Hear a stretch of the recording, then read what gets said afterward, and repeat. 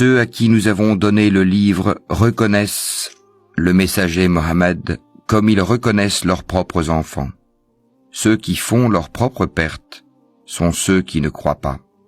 Qui donc est plus injuste que celui qui invente un mensonge contre Allah ou qui traite de mensonge ces versets?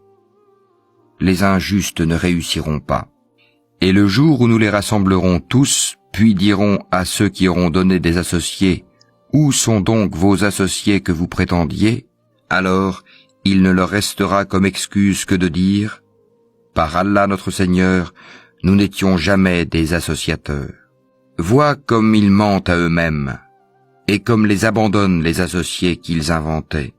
Il en est parmi eux qui viennent écouter, cependant que nous avons entouré de voiles leur cœur, qui les empêche de comprendre le Coran, et dans leurs oreilles est une lourdeur.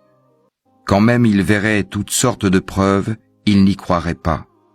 Et quand ils viennent disputer avec toi, ceux qui ne croient pas disent alors, « Ce ne sont que des légendes des anciens. » Ils empêchent les gens de s'approcher de lui et s'en écartent eux-mêmes.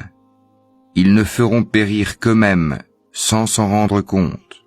Si tu les voyais quand ils seront placés devant le feu, ils diront alors, « Hélas, si nous pouvions être renvoyés sur la terre, nous ne traiterions plus de mensonges les versets de notre Seigneur, et nous serions du nombre des croyants. » Mais non, voilà que leur apparaîtra ce qu'auparavant ils cachaient. Or, s'ils étaient rendus à la vie terrestre, ils reviendraient sûrement à ce qui leur était interdit. Ce sont vraiment des menteurs.